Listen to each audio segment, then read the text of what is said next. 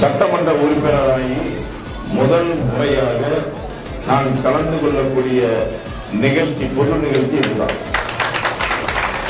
என்னை பொறுத்தவரைக்கும் இந்த மாணவிகளை ஒரு ஊக்கப்படுத்தணும், ஊக்குவிக்கணும் அப்படின்னா அது எனக்கு ரொம்ப ஒரு பிடித்தமான ஒரு விஷயம்.